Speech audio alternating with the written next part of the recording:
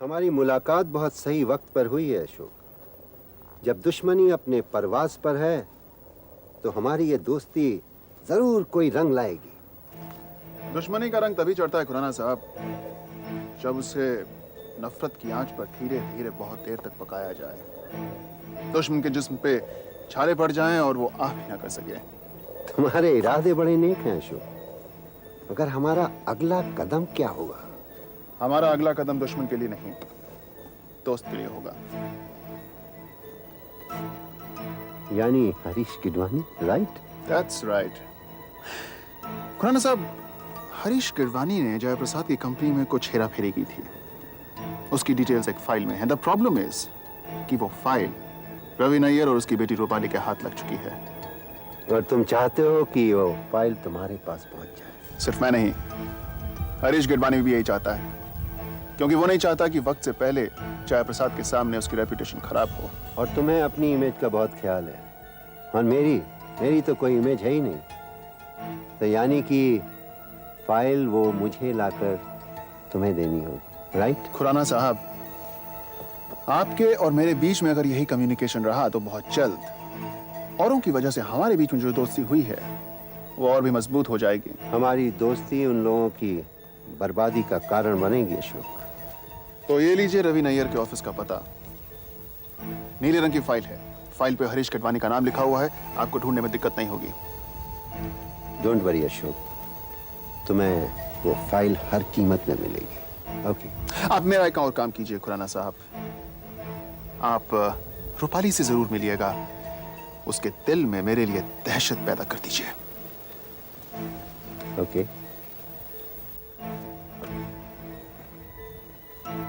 एक बार वो फाइल मेरे हाथ लग जाए, बस एक तीर और दो शिकार। हेलो। हेलो निवेदा आंटी, मैं अंजलि बोल रही हूँ। अरे अंजलि, कैसी हो तुम? कितने दिनों बाद फोन किया तुमने? बस हालात से लड़ रही हूँ आंटी। एक नौकरी मिली थी, वो भी चली गई। वहाँ लोगों का कहना था कि एक माँ बनने वाली औरत ऑफिस में अच्छी नहीं लगती।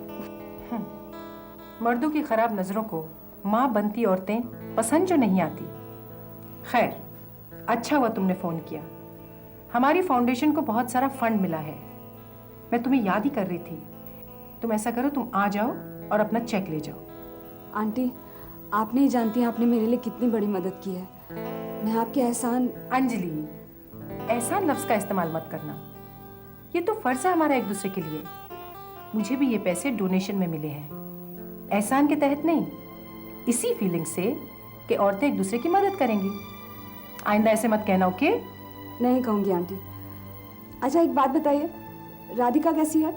उससे बात कराइए ना, बहुत दिनों से बात नहीं हुई उससे। उसने तो मुझसे भी बात करना बंद कर दिया है। तुम आओगी ना तो सब बताऊंगी। ठीक है आंटी, मैं जल्दी आपसे मिलने आऊँगी। Bye aunty. बाय।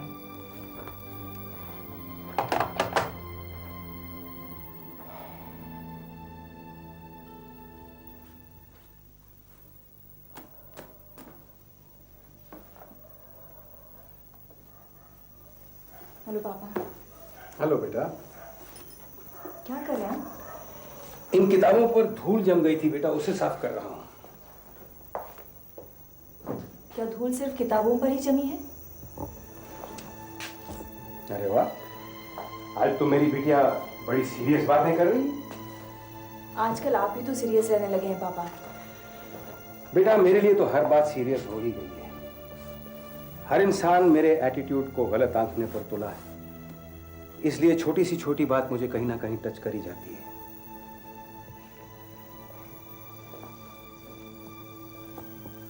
पापा, आप जानते हैं मैं आपसे कितना प्यार करती हूँ। आपको किसी भी बात से तकलीफ होती है तो मुझे हमेशा यही लगता है कि कहीं ये तकलीफ मेरी वजह से तो नहीं हो रही है। बेटा, ना तो किसी चीज की वजह है, ना ही किसी चीज का जरिया है, तो ऐसे क्यों सोचती है? अपने आप को गलत क्यों समझती है तुम? पापा, लेकिन मम्मा ने तो मुझे गलत समझ लिया है।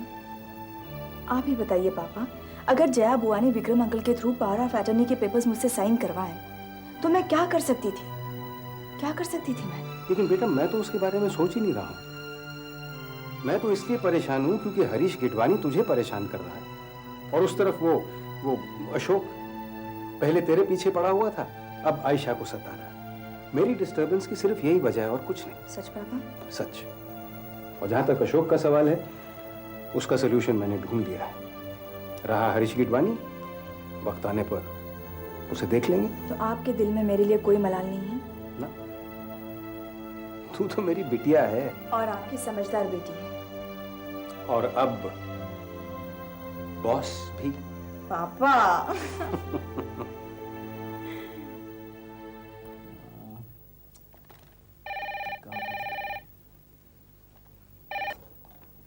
या नितिन हियर। मैं दीपक बोल रहा हूँ। कौन दीपक? ओह, तुम। हाँ बोलो, क्यों फोन किया? देखो नितिन, निशा ने जो हरकत की थी उसे नासमझी समझकर तुमने मेरे कहने पर सब कुछ खत्म कर दिया था। लेकिन अब मुझे लगता है कि मेरे और निशा के बीच में जो तनाव पैदा हो रहा है उसे तुम बढ़ाना चाहते हो। Hey man, what are you talking? हाँ? किस तनाव की बात कर रहे हो तुम? तनाव तुमने पैदा किया और उसे कायम रखा तुम्हारी बीवी ने। मेरे और प्रिया की तरफ से ऐसा कुछ नहीं है जो तुम्हें और तुम्हारी जिंदगी में दखल दे। ओके? खामोखा इल्जाम मत लगाओ मुझ पे। मैं तुम पर इल्जाम नहीं लगा रहा हूँ नितिन, मेरे पास सबूत, पक्का सबूत। तुमने पुलिस स्टेशन में निशा के खिलाफ एफआईआर दर्ज करवाई है। Have you gone crazy? Are you out of your mind? जिन लोगों की हमारी जिंदगी में कोई अहमियत नहीं है, हम उनसे दुश्मनी नहीं रखते हैं। तुम्हें जिसने भी ये फिजूल सी इंफॉर्मेशन दी है ना, जाओ जाकर पूछो उससे कि न्यूज़ उसे कहां से मिली। ठीक है नितिन, पहले मैं इस बात को फिर से रिकन्फर्म करता हूँ, लेकिन अगर इस बात में जरा सी भी सच्चाई हुई तो को तब देखेंगे। फिलहाल मैं तुम्हें आगाह करता हूँ दीपक कि मेरे बारे में कोई भी गलत अंदाजा लगाने से पहले 10 बार सोचा करो, क्योंकि मैं तुम्हारी तरह सिर्फ गरजता नहीं हूं, मैं बरसना भी जानता हूं, समझे?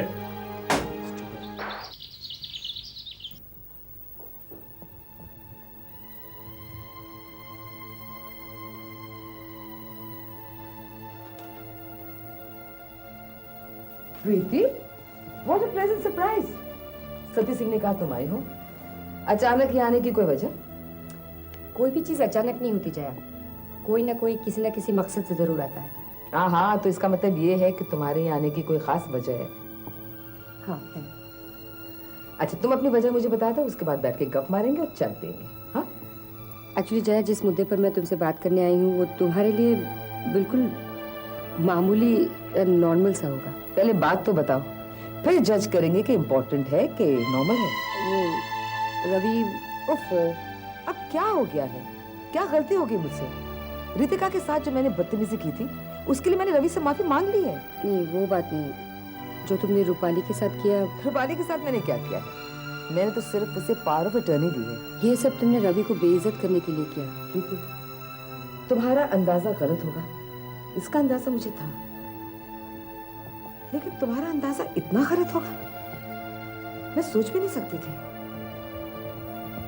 जो चीज मैंने रवि की इज्जत बनाने के लिए की है, तुम मुझे बेइज्जती की वजह बता रही हो? जरा सोचो, अगर ये पावर ऑफ अटर्नी मैंने रवि को दी होती तो क्या वो एक्सेप्ट करता? क्या उसकी ईगो हर्ट नहीं होती? तुम तो उसे बहुत अच्छी तरह जानती हो। तुम जानती हो कि उसमें कितना सेल्फ रिस्पेक्ट है। कितनी मुश्किल से मैंने उसे अपनी कंपनी में अकाउंट्स रीचेक करने के लिए मनाया था। उसे क्या कहती? उसे कहती कि तुम अपनी कंपनी बंद कर दो और मेरी कंपनी रीजॉइन कर लो। प्रीति, जो प्यार और इज्जत मेरे दिल में मेरे भाई के लिए है, इससे बड़ा सबूत और क्या हो सकता है कि मैंने सारे हक उसी की बेटी को दिए हैं। जया, इस बात का अंदाजा मुझे था, लेकिन ये सब मैं तुम्हारे मुंह से सुनना चाहती थी। अब मेरे दिल को तसल्ली हो गई। Thank you Jaya. एक रिक्वेस्ट है, तुम करोगी? कहो। तुम ये सारी बातें रवि को खुद कहोगी? ठीक है। अब मैं चलूं?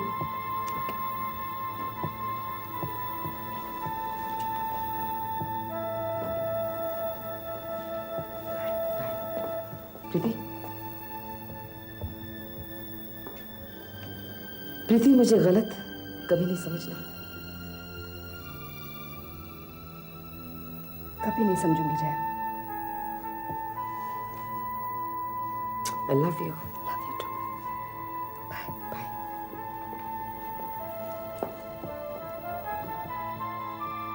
मैं अकेली कहाँ हूँ? यह है ना मेरे साथ, मेरा बच्चा। यह हर दुख में मेरे साथ है। देखिएगा, जब ये बड़ा होगा ना, मुझसे बहुत प्यार करेगा। ऐसा नहीं होता। जब बच्चे बड़े हो जाते हैं तो माँ बाप के दुख भूल जाते हैं। वो भूल जाते हैं कि कितनी मुसीबतों से माँ बाप बच्चों को पालते हैं। आप ऐसा क्यों कह रही हैं? अब राधिका को देख लो। जब से उसे पता चला है कि उसके डैडी इस शहर में हैं, वो टूटे हुए रिश्ते को जोड़ने में लग गई है। मेरा रिश्ता जैसे कोई अहमियत रखता ही नहीं। नहीं निविदा जी, एक माँ अपनी अहमियत कभी नहीं खो सकती, चाहे कुछ भी हो जाए। तुमने भी तो अपनी माँ को छोड़ दिया था ना, तो फिर? मेरी बात और थी निविदा जी। मेरी माँ ने तो बहुत बड़ा कसूर किया था मेरे साथ। शादी के पहले ही उन्होंने मुझे विधवा बना दिया।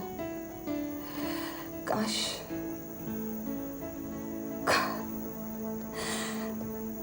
काश उन्होंने शेखर को पहले ही कबूल कर लिया होता, तो ये दिन।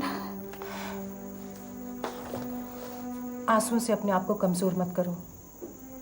अपने अतीत को भुलाने में तुमने बहुत मेहनत की है। अब आगे की जिंदगी का इंतजार करो और खुश रहो। इसीलिए तो मैं आपके पास आई थी निविदा जी। निविदा जी, मैं अपनी जिंदगी इज्जत के साथ जीना चाहती हूँ। मैं चाहती हूँ कि जब मेरा बच्चा इस दुनिया में आए तो मुझे फख्र हो उस पर, और जब वो बड़ा हो जाए तो उसे मुझ पर फख्र हो।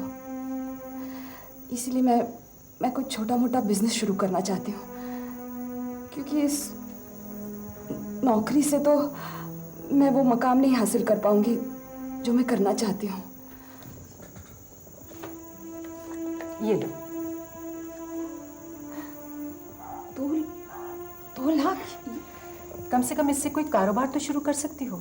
लेकिन इतनी बड़ी रकम मैं जानती हूँ कि इतने रुपयों से मैं कई औरतों की जिंदगी संवार सकती हूँ, लेकिन वो जिंदगी कायम नहीं रह पाएगी। मैंने तुम्हें इसलिए ये रुपए दिए हैं कि तुम कोई बिजनेस स्टार्ट करो और औरतों को रोजगार दो, ताकि उनकी जिंदगी सुख से कटे। यही मेरा सपना है अंजलि। पर निविदा जी, इतनी बड़ी डोनेशन आपकी ऑर्गेनाइजेशन को किसने दी? उस औरत ने जिससे मैं मरकर भी पैसे नहीं लेती, अगर मैं इस फाउंडेशन की चेयरपर्सन नहीं होती।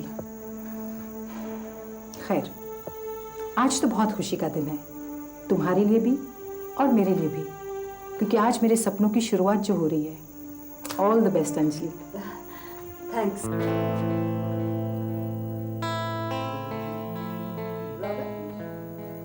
क्या मुझे अंदर आने की इजाजत है? Of course, please come in, please come in. पूछने की क्या बात? नहीं, ऐसा भी हो सकता है कि मुझे देखकर पुराने मेमोरीज रिफ्रेश हो जाएं। रितिका के उस इंसिडेंट के बाद पहली बार जो मैं तुम्हारे ऑफिस आई हूँ। देखो जया, याददाश्त को तुम कुरेद रही हो। मैं तो वो बात कब भूल चुका। Oh sorry brother, my fault. लेकिन आज मैं एक और बात कुरेदने आई हूँ। मुझे पता था कि तुम मुझे परेशान करने ही आई हो। बैठो प्लीज, बैठ के परेशान करो। After all you are my sister. वैसे मैं तुम्हारी इन हरकतों से वाकिफ हो चुका हूँ। That's good. लेकिन हमारे बीच में कुछ मिसअंडरस्टैंडिंग तो जरूर है। मुझे किसी ने कहा है कि मैंने तुम्हें बहुत चोट पहुंचाई है। जया, तुम्हारे मन में जो है प्लीज साफ साफ कह दो, क्योंकि मैं नहीं जानता कि तुम्हारी बात से मुझे कोई तकलीफ हुई हो। सच कह रहे हो? Are you sure? भाई, मुझे तो पता चला कि मैंने तुम्हें बहुत गहरी चोट पहुंचाई है। Come on Jaya, please please be clear. मैंने जो कदम उठाए हैं ना, तुमने उसे मिसअंडरस्टैंड किया है।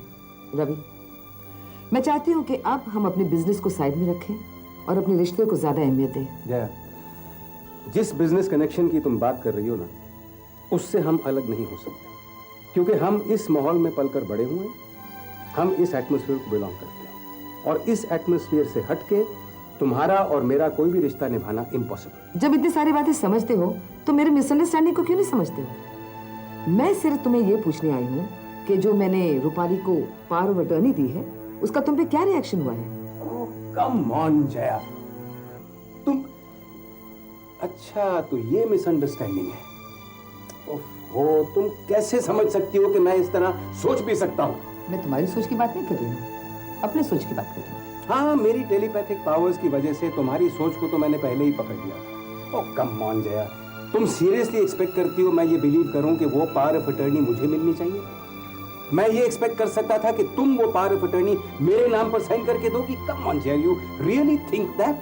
Oh my God, I am so sorry brother. तुम कुछ ओवर रिएक्ट नहीं कर रहे हो? ऐसे लगता है कि तुम आजकल कुछ ज्यादा एंटिसिपेट करने लगे हो। वैसे ये मिसअंडरस्टैंडिंग मेरी क्रिएट की हुई नहीं है, किसी और की है। मैं तो सिर्फ क्लैरिफाई करने आई हूँ। ओह, क्लैरिफाई करने आई? तो प्लीज एक छोटी सी बात मेरे लिए क्लैरिफाई कर दो। ये बताओ कि ये थॉट तुम्हारे दिमाग में डाला किसने है? टेलीपैथिक पास तो तुम्हारे पास है ब्रदर, तुम खुद ही गेस कर लो। टाटा। और हाँ, thanks for the pen brother. जरूर प्रीति ने किया होगा। या मैं तुम्हारी गलतफहमी का इनाम तुम्हें दूंगा, हरीश गिडवानी की इस फाइल से साबित करके कि उसने इस कंपनी में क्या क्या घोटाले किए।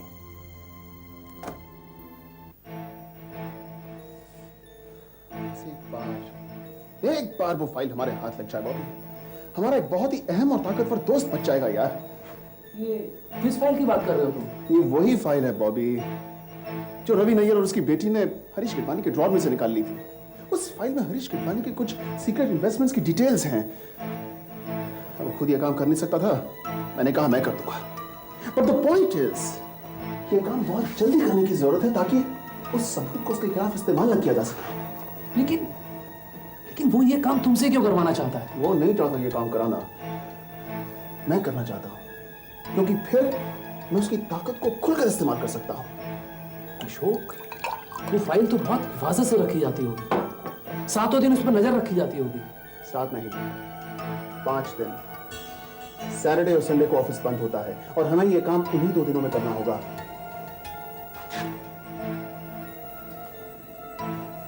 रवि नैयर के ऑफिस में स्टाफ नहीं है और हरीश गिडवानी बाहर गया हुआ है ताकि उस पर इल्जाम ना आए इन सब चीजों का। एक बार, सिर्फ एक बार वो फाइल हमारे हाथ में आ जाए, फिर देखना हम डबल गेम खेल सकते हैं हरीश गिडवानी और रवि नैयर के साथ। Excuse me.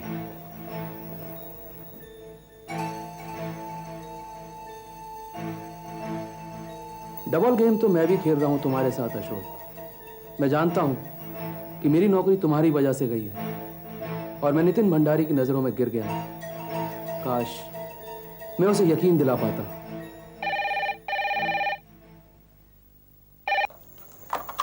हेलो, बेवफा लड़की। आप है कौन और ये क्या बकवास किए जा रहे हैं आप?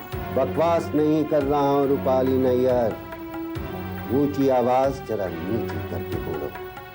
मैं तुम्हें उस इंसान की याद दिला रहा हूँ जिसकी तुमने बेइज्जती की थी। अब तुम्हें उस बेइज्जती की कीमत चुकानी होगी। अगर तुम्हें इज्जत उछालने का इतना ही शौक है तो मेरे सामने आ जाओ और मेरी इज्जत पर आंच पड़ी तो मैं तुम्हें बर्बाद कर दूंगी। रूपाली, बर्बादी का वक्त तो तुम लोगों का आ गया है।